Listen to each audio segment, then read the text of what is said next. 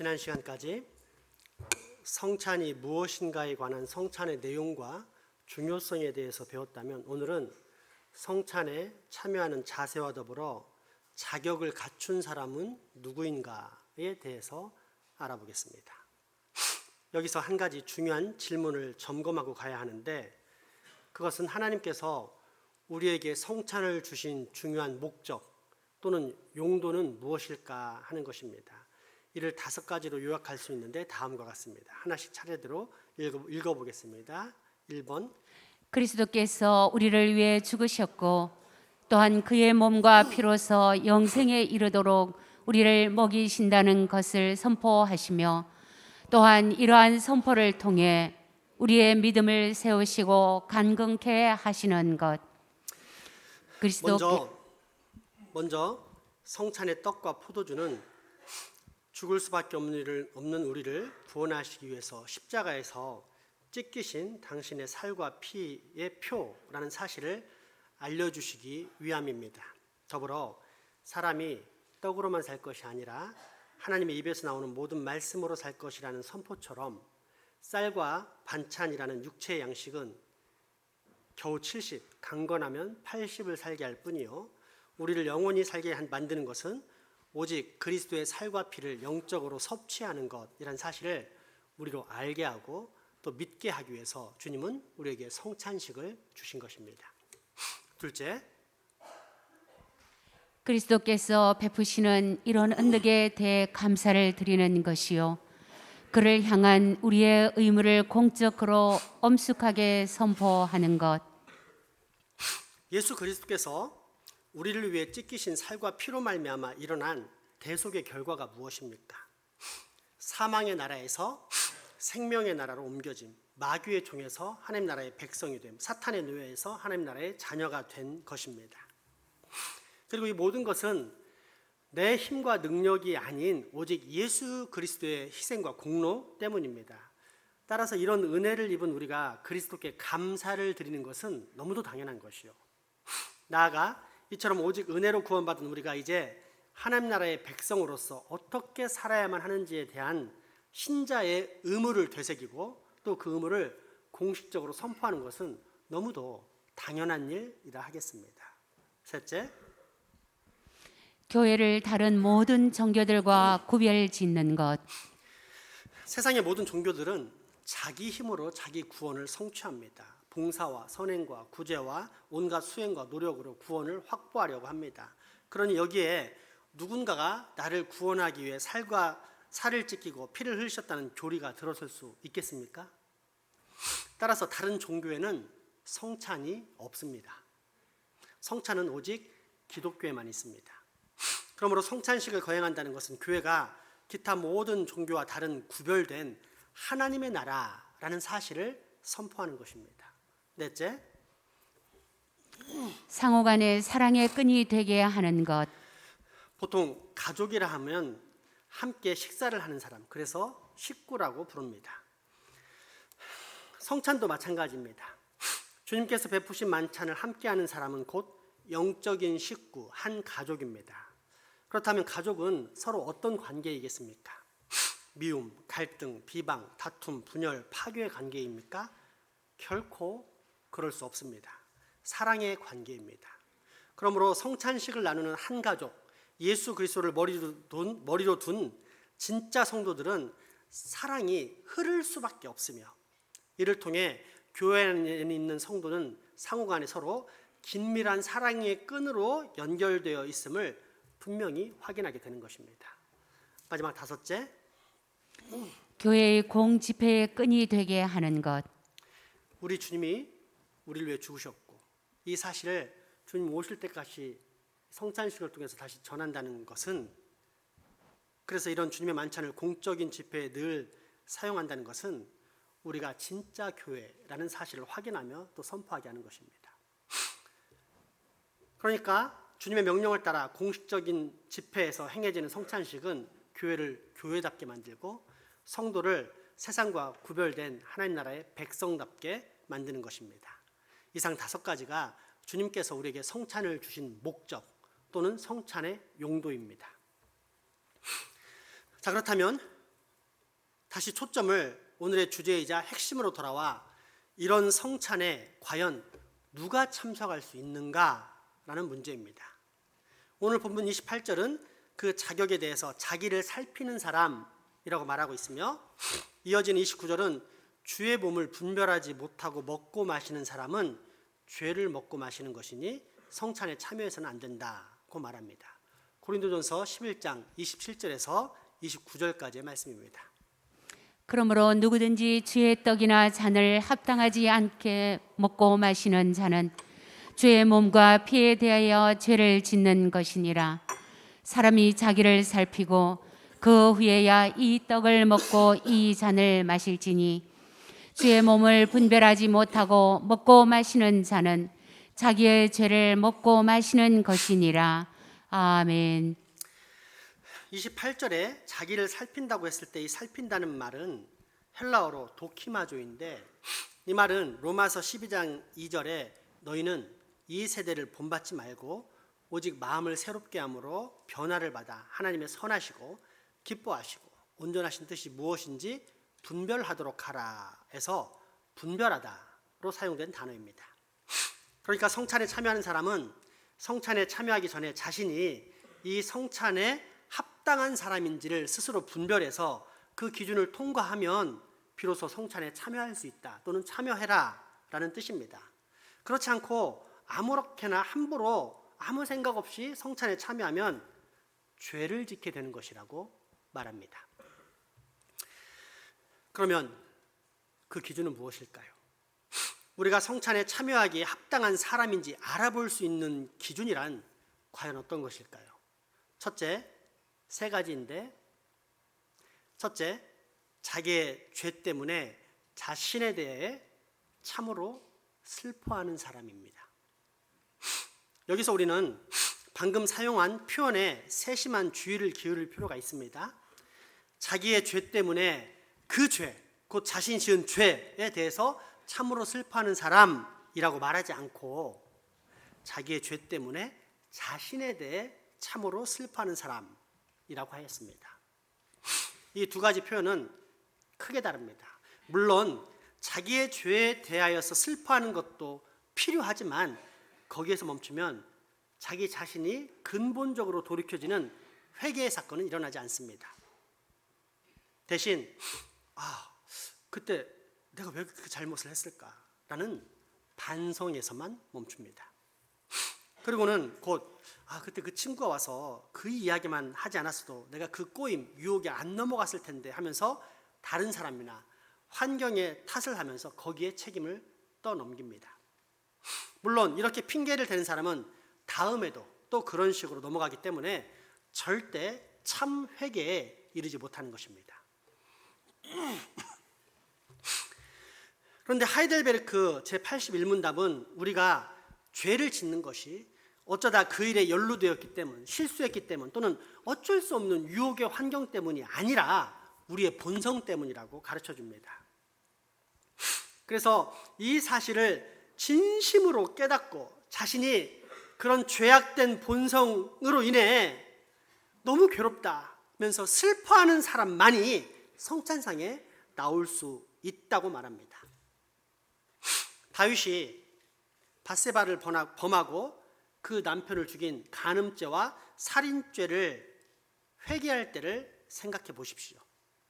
내가 왜 하필 그날 저녁 때 안 자고 발코니에 갔었을까? 하필이면 왜 그날 밤에 밧세바는 목욕을 하고 있었지? 아니 왜 하필이면 밧세바가 그렇게 가까운 곳에 살았던 거야? 라는 식의 외적인 환경 탓, 그래서 나도 어쩔 수 없었다는 식의 변명을 하지 않습니다. 대신 자기는 어머니 뱃속에서 잉태될 때부터 죄인이라는 고백을 합니다. 자신의 본질이 끊임없이 죄악을 추구하고 쾌락을 쫓는 구제불능이라는 죄인이라는 사실을 깨닫고 그 사실에 큰 슬픔을 느끼면서 회개합니다. 바로 이 사실을 알고 슬퍼하는 사람, 그 사람이 성찬에 참여할 수 있습니다. 둘째, 그리스도의 고난과 죽으심을 통해 자기의 죄가 용서받고 자기 안에 남아있는 연약함도 가리워졌음을 믿는 사람, 성찬에 참여할 수 있습니다. 첫 번째 이야기를 듣고 그래 나는 성찬에 참여하기 전에 내 죄를 철저히 없앤 후에 성찬상에 나오겠다라고 생각하는 사람이 있을 것입니다.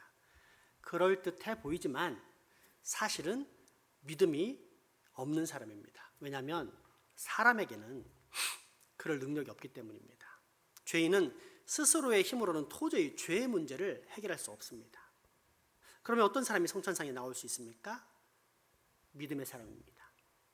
자신의 죄와 자기 안에 여전히 남아있는 연약함을 우리 그리스도께서 십자가를 통해 가려주셨다라고 진심으로 믿는 사람, 바로 그 사람이 성찬에 참여할 수 있습니다. 마지막 셋째, 자기의 마음이 더 강해지기를, 자기의 믿음이 더 강해지기를 소망하고 나아가 이제는 돌이킨 삶을 살아가겠다는 마음을 간절히 품는 사람입니다. 쉽게 말하자면 회개의 사람입니다.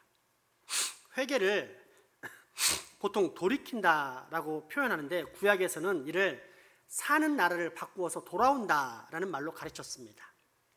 이스라엘 백성이 하나님과 맺은 언약을 어겨서 바벨론으로 잡혀가 포로 생활을 하였는데 거기서 회개하니까 하나님께서 그들을 가나안으로 돌아가게 하십니다. 회개한 사람은 바벨론에서 살지 않고 돌이켜 하나님께서 약속하신 가나안 땅에 돌아와 산다는 뜻입니다. 이처럼 회개란 어려운 어떤 것이 아닙니다. 돌이키는 것입니다. 세상 나라의 방식의 삶에서 하나님 나라의 방식의 삶으로 돌이키는 것입니다. 다른 관점에서 이를 냉철히 적용하자면 아마도 이렇게 말할 수 있을 것 같습니다. 어떤 사람이 교회를 다니고 나름 외적으로 깨끗해서 윤리 도덕적으로 아무런 문제가 없을 뿐 아니라 세상 사람들에게 큰 칭찬을 받으며 살 수 있습니다. 하지만 그의 내적 가치관이 여전히 세상적인 사고 방식이라면 그는 진정으로 돌이킨 회개의 사람이 아니라는 것입니다. 하나님께로 진짜 돌아간 것이 아닙니다. 왜요? 우리 주님께서 요구하시는 회개는 단순한 후회, 반성이 아닌 철저한 회개이기 때문입니다. 이를 혼인관계에 대입해 보면 훨씬 더 쉽게 이해할 수 있습니다. 우리가 예수를 믿고 구원을 받았다는 것은 나 이제 지옥 안 가고 천국 가, 땡 잡았어, 이걸 말하는 것이 아닙니다. 물론 근원적으로는 그렇게 되겠지만 더 중요한 것은 우리가 예수님과 이제 결혼했다는 뜻입니다.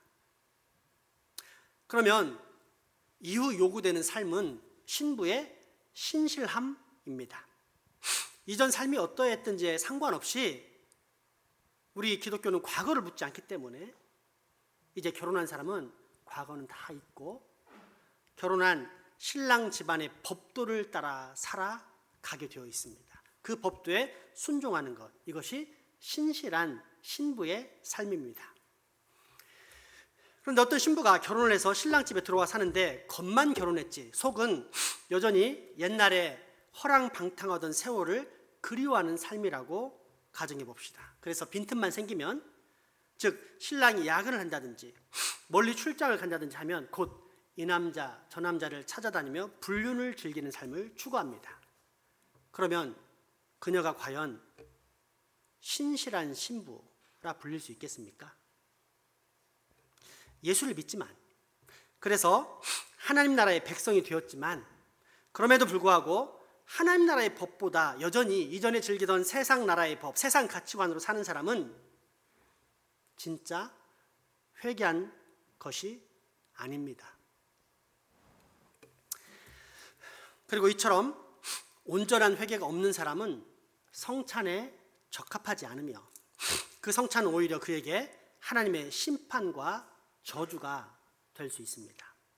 왜냐하면 하나님께서는 당신의 만찬에 진정으로 회개한 사람, 단지 행동이 깨끗한 사람이 아니라 나누지 않는 마음으로 주님을 사랑하고 진정으로 돌이킨 사람을 초대하셨기 때문입니다. 세상을 버리고 오직 주님 나라에만 소망을 두며 그 나라에 적합한 사람으로 살겠다라고 애쓰는 참 회개의 사람을 주님은 당신의 만찬에 초대하시기 때문입니다. 하이델베르크 제81문답입니다. 누가 성찬에 참여해야 합니까? 자기의 죄로 말미암아 자기 자신에 대해 슬퍼하지만 하나님이 자기의 모든 죄를 용서해 주셨으며 또한 그리스도의 고난과 죽음으로 자기에게 남아있는 연약함이 가려졌다는 것을 신뢰하는 사람들입니다. 그리고 자기의 믿음이 더욱 굳세어지고 또한 더 훌륭한 삶을 살기를 간절히 원하는 사람들입니다. 그러나 회개하지 않은 사람들과 외식하는 사람들이 성찬에 참여하려 한 것은 자기에게 내릴 하나님의 심판을 스스로 먹고 마시는 것입니다. 아멘. 그리고 이어지는 하이델베르크 82문답은 성찬 참여의 규제를 이야기합니다. 그러니까 어떤 사람이 성찬을 참여하면 안 되는데 하려고 할 때 그를 못하게 만드는 규제를 이야기하는 것입니다. 그 내용을 간단히 요약하자면 이렇습니다. 만약에 어떤 이가 내적으로 올바른 신앙 고백을 하지 못하는 상황, 그러니까 참 믿음이 없다든지 또는 외적으로 분명한 범죄의 사실이 드러난 경우에는 결코 그를 성찬에 참여시키면 안 된다. 만약 그러한 문제를 분명히 알고서도 사사로운 정의나 인간관계 또는 사람의 눈치를 살핌으로써 성찬 참여를 허용한다면 이는 곧 교회가 하나님의 언약을 무시하는 것이요. 그래서 결국 온 회중에게 하나님의 진노를 끌어오는 저주와 심판의 행위가 될 것이다. 이런 내용입니다. 현대 개인주의에 익숙한 사람으로서는 어쩌면 이 메시지를 용납하기가 쉽지 않을 것입니다. 그러나 조금만 더 깊이 생각을 해보면 쉽게 이해할 수 있습니다. 자식이 도둑질이나 강도, 폭력 등의 큰 사고를 치고 도망쳐오면 그게 단순히 그 자식만의 문제입니까? 아니면 우리 집안 전체의 근심거리가 됩니까? 교회에서의 수찬 정지, 성찬의 참여를 금지하는 문제도 이와 똑같습니다. 왜냐하면 우리는 교회의 머리 대신 예수 그리스도의 한 몸이요. 그렇게 몸에 있는 한두 지체의 문제는 곧 몸 전체의 문제가 되기 때문입니다. 성찬의 본질이 무엇입니까? 그리스도와 연합하는 것이요. 동시에 그리스도의 몸인 교회와 연합하는 것입니다. 따라서 성찬을 시행할 때 교회는 분명히 이를 감독할 필요가 있습니다. 교회에서 말씀, 거룩한 복음의 선포를 내려주시는데 그 말씀을 온전히 믿지 않을 뿐더러 행동에서도 경건치 않음을 드러내면서 지 멋대로 사는 사람이 있다면 교회 지도자들은 천국의 열쇠를 사용하여 그러한 자들이 잘못된 믿음과 생활에서 돌이킬 때까지 성찬에서 제외시킬 책임이 분명히 있다는 뜻입니다. 왜냐하면 교회란 단순한 개인적 취향을 따라 구성된 오락 공동체, 문화 공동체가 아닌 끔찍한 저주와 진노의 죄악에서 구원받은 사람들이 모여 한 몸을 이룬 거룩한 신앙 공동체이기 때문입니다. 생각해 보십시오. 이 거룩한 몸에 온갖 세균이 득실거리는 구더기가 이 끝에서부터 저 끝까지 굴러다니는 것을 보고서도 처리하기는커녕 그냥 수수방관하고 있다면 이것이야말로 정말 심각하고도 끔찍한 무지와 어리석음이 아니겠습니까? 하이델베르크 제82문답이 그 사실을 알려주고 있습니다. 자기 자신의 말과 행동을 통해 스스로 불신자와 불경건한 사람임을 드러내는 사람들도 이 성찬에 참여하는 것이 허용됩니까? 아닙니다. 그렇다면 하나님의 언약이 무시당하는 것입니다. 그래서 하나님의 진노가 온 회중에게 임할 것입니다. 그러므로 그리스도와 사도들의 명령에 따라 교회는 천국의 열쇠를 지니고 있는 직무에 근거해 그런 사람들이 자기의 삶을 개선하기까지 성찬에 참여하는 것을 막아야 할 의무가 있습니다. 아멘. 이것을 쉬운 말로 바꾸면 징계라고 합니다. 그러니까 단순한 어떤 잘못을 처벌하는 것이 아닌 하나님 나라의 거룩함을 훼손하는 모든 내적, 외적 제약에 대하여 교회는 분명히 경고할 수 있어야 하고, 또한 그 경고가 단순한 경고가 아닌 회개할 수 있는 기회가 될 수 있도록 교회는 신경을 써서 징계를 반드시 해야 한다는 뜻입니다. 때문에 종교개혁자들은 교회의 참 표지를 3가지로 규정했는데 그중 2가지가 우리가 그동안 배워온 은혜의 방편입니다. 어떤 것들입니까? 첫째, 거룩한 복음의 선포인 설교, 말씀. 둘째, 우리 주님께서 친히 제정하신 거룩한 예식, 성례. 성례에 세례와 성찬이 있습니다. 우리가 어느 교회를 갔는데 그 교회가 진짜 교회인지 가짜인지 확인하려고 한다면 반드시 이 2가지가 있는지를 점검해 보면 된다는 것입니다.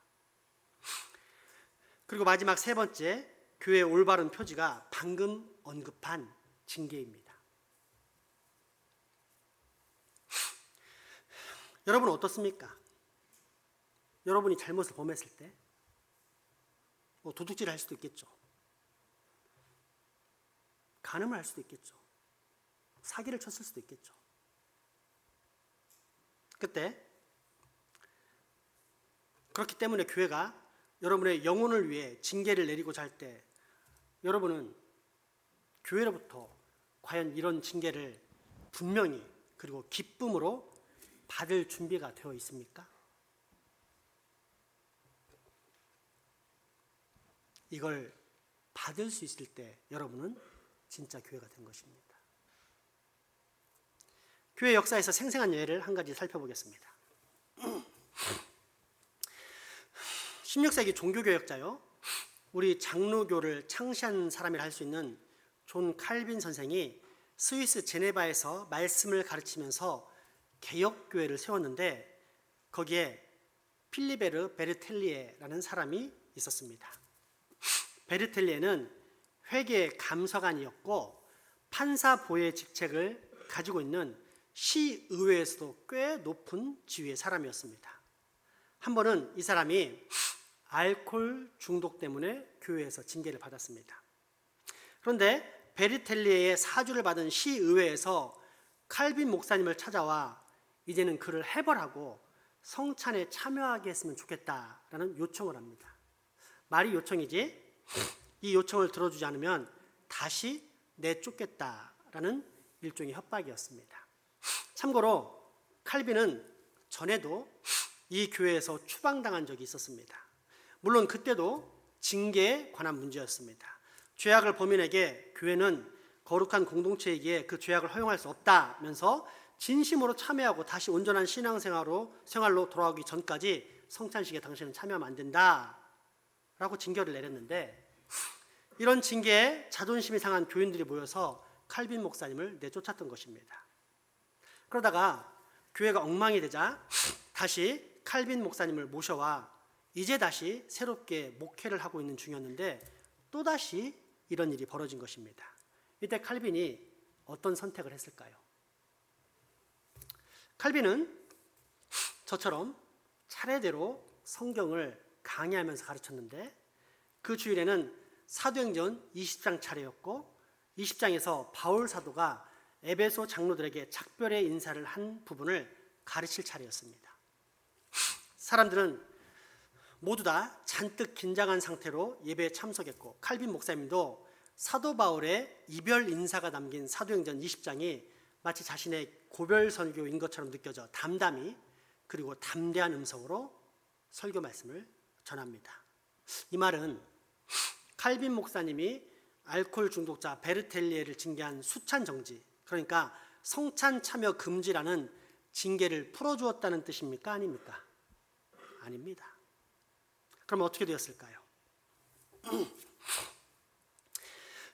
다행히 아무 일도 일어나지 않았습니다. 일단 베르텔리에가 그날 교회에 오지 않아서 큰 마찰이 없었습니다. 하지만 그 이후로도 특별한 문제 없이 계속 목회를 할 수 있었습니다. 이유인즉슨 제네바 교회 성도들에게는 거룩한 복음의 선포인 하나님의 말씀이 없었을 때 겪었던 과거 교회의 혼란과 큰 고통이란 기억의 역사가 아직도 생생하게 남아 있었기 때문입니다. 그래서 칼빈 목사님, 즉 참 교회를 만들기 위해 거룩한 복음의 선포인 설교와 성례 그리고 올바른 징계를 시행하는 담임 목사님에게 오히려 더욱더 큰 신뢰와 후원을 보냈던 것입니다. 그래도 아마 여러분은 이해하지 못할 것입니다. 아무리 그래도 그렇지 공식적인 징계를 받아 내가 사람들 앞에서 공개적으로 수모를 당한다? 도저히 자존심이 상해 용납할 수 없을 것 같다라는 생각이 들 것입니다. 그러나 이 설명을 들으면 어쩌면 징계의 유익을 충분히 이해하고 또 수용할 수도 있지 않을까 생각합니다. 그것은 징계를 받으면 적어도 우리에게는 아직 기회가 있다는 사실을 대내외적으로 분명하게 깨달을 수 있다는 것입니다.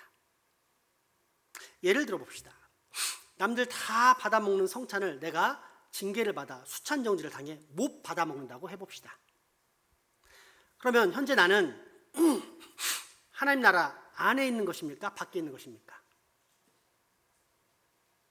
그리고 이처럼 내가 하나님 나라의 밖에 있다는 사실은 나로 하여금 현재 범하고 있는 심각한 죄에 대해 돌이켜야겠다는 생각, 그래서 다시 하나님 나라로 들어가야겠다는 생각을 들게 하겠습니까? 아니겠습니까? 그러나 반대로 엄격한 징계가 없으면 어떻게 될까요? 어떤 짓을 하든지 상관없이 늘 마음대로 교회 다니며 또한 성찬식도 아무런 제재 없이 마음대로 취하다 보니까 스스로 생각하기를 나는 하나님 나라 안에 있다. 그래서 구원을 받았다. 라고 착각한다는 것입니다. 그렇게 살다가 영원한 지옥에 떨어지게 되는 것입니다. 자, 그렇다면 어느 쪽이 나을까요? 어떤 죄를 범하든지 계속 교회 안에 머무름으로써 자기 자존심을 지키는 것이 더 나을까요? 아니면 징계를 통해 교회 밖에 있음으로써 회개하고 구원받을 수 있는 기회의 가능성을 갖는 것이 더 나을까요? 하이델베르크 제82문답은 바로 그 문제를 우리에게 정확하게 가르쳐주고 있는 것입니다. 자기 자신의 말과 행동을 통해 스스로 불신자와 불경건한 사람임을 드러내는 사람들도 이 성찬에 참여하는 것이 허용됩니까? 아닙니다. 그렇다면 하나님의 언약이 무시당하는 것입니다. 그래서 하나님의 진노가 온 회중에게 임할 것입니다. 그러므로 그리스도의 사도들의 명령에 따라 교회는 천국의 열쇠를 지니고 있는 직무에 근거해 그런 사람들이 자기의 삶을 개선하기까지 성찬에 참여하는 것을 막아야 할 의무가 있습니다. 아멘.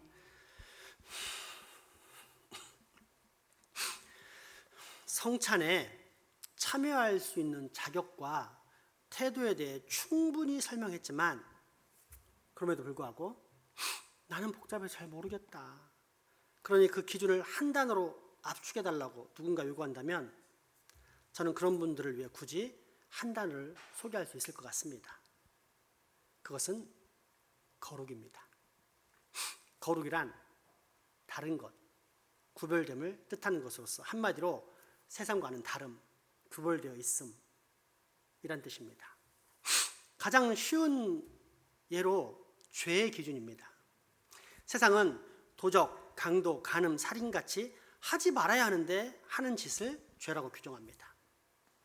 그런데 거듭나서 구별된 자, 일반 세상과 다르게 하나님 나라를 살아가는 거룩한 그리스도인들에게는 이 죄의 기준이 더 엄격합니다.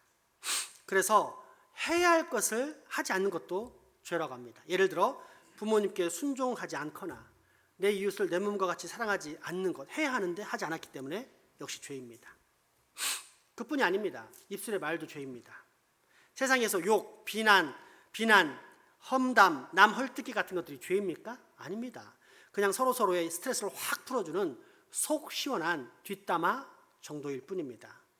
그런데 그리스도인들에게는 이런 것 또한 죄의 범주에 들어갑니다. 마음의 생각도 죄입니다. 내 마음 가지고 내 마음대로 생각하는 게 뭐가 문제가 있을 것 같습니까? 세상에서는 아무 문제가 없다고 합니다. 그런데 만약 단순히 마음에 들지 않는다, 내 스타일과 다르다, 옛날에 나한테 잘못한 적이 있지? 라는 이유 등으로 아직까지도 어떤 사람에 대해서 끊임없이 미워하고 분노하며 온갖 저주의 마음들을 가지고 있다면 이 사람 죄를 짓고 있는 것입니다. 세상에 이게 죄입니까? 아닙니다. 당연한 현상입니다. 그러나 우리 그리스도인들에게는 죄입니다. 왜요? 우리는 세상 사람들과는 다른 거듭난 사람, 죄악된 세상에서 벗어나 또 다른 특별한 기준, 곧 하나님의 나라의 백성으로 살아가고 있는 구별된 사람, 한마디로 거룩한 사람이기 때문입니다. 그리고 바로 이 거룩이 성찬에 참여하는 기준과 자세입니다. 나의 진짜 행동과 입술과 마음의 죄는 아무도 모릅니다. 그러나 적어도 두 인격체는 알고 있는데 하나는 내 자신이요, 또 다른 하나는 성령 하나님이십니다. 그래서 성경은 성찬에 참여하기 전 자기를 살피라고 말씀하십니다.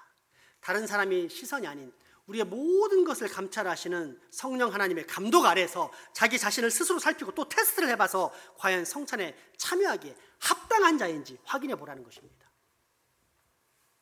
그래서 만약 적합하지 않다고 여겨지면 두 가지 방법을 취해야 합니다. 첫째, 성찬에 참여하지 않는 것입니다. 참여하지 마십시오. 괜히 하나님의 저주와 심판을 받지 마시기 바랍니다.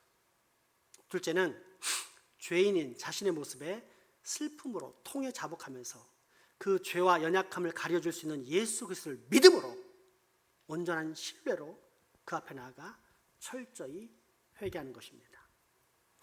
그렇지 않고 아무 생각 없이 습관을 따라 그냥 성찬에 참여하면 그 사람은 하나님의 심판과 진노를 스스로 끌어당기는 미련한 사람이 된다는 뜻입니다. 왜일까요? 성찬이란 단순한 식사가 아닌 말 그대로 성찬, 성례, 거룩한 하나님의 예식이기 때문입니다. 그러므로 여러분, 이제 우리 정말로 진지하게 고민할 때가 되었습니다.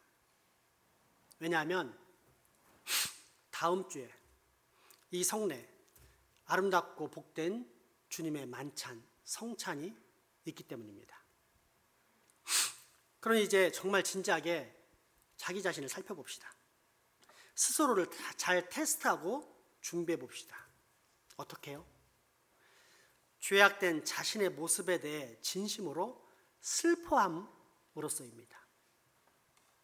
더불어 그런 자신의 죄와 연약함을 가려줄 수 있는 분은 오직 예수 그리스도뿐이라는 사실에 대한 분명한 믿음을 가짐으로써입니다. 나아가 셋째, 이제는 더 이상 세상의 법도가 아닌 하나님의 법을 따라 하나님 나라의 백성답게 살아가겠다는 참된 회개의 자세로서입니다.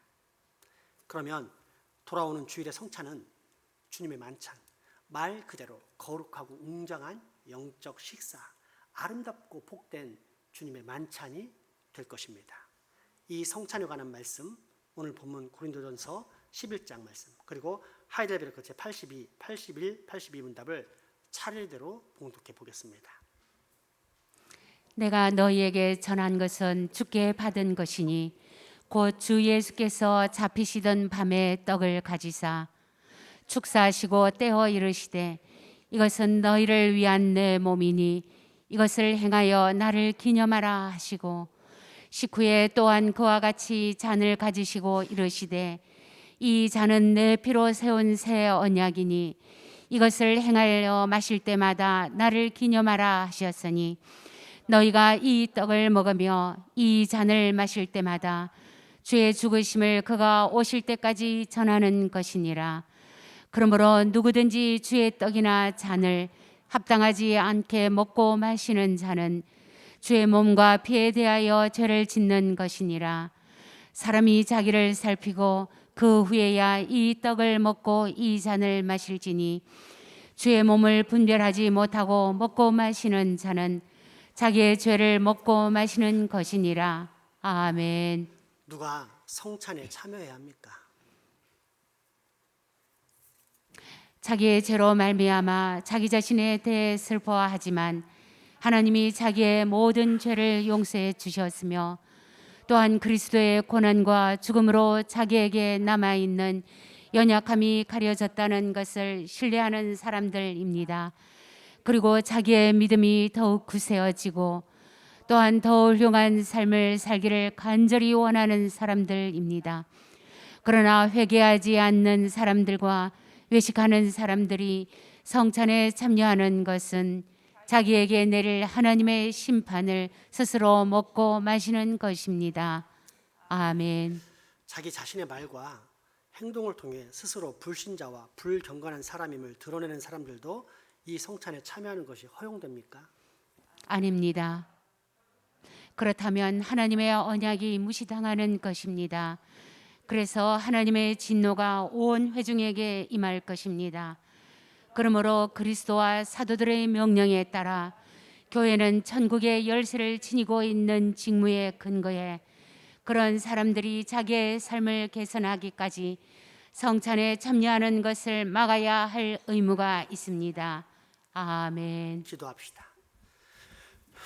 거룩하신 하나님, 저희들은 이 세상에 속하여서 눈에 보이는 대로 행하는 것이 익숙하고 그렇기 때문에 주님의 교회의 거룩함이나 아름다운 것을 마땅히 생각해야 할 대로 생각하지 못하는 일들이 많이 있습니다. 저희가 주님의 사랑이 고귀하다고 이야기하면서도 그 사랑이 조금이라도 흠집이 나는 것을 주님께서 얼마나 싫어하시는가를 알지 못하고 눈에 보이는 대로 혹은 생활의 편리를 따라 쉽게 생각하는 경향이 저희들에게 있습니다. 주님, 저희의 그러한 연약과 잘못을 다 용서하여 주시고 저희들이 주님의 나라의 거룩하고 아름다운 것들을 더 잘 깨닫게 하여 주시옵소서. 주님께서 원하시는 아름다운 모습을 이 주님의 교회에서 잘 드러내며 나아가는 사람들이 꼭 되게 하여 주시기를 소망하며 예수 이름으로 기도합니다. 아멘. 헌금하시겠습니다.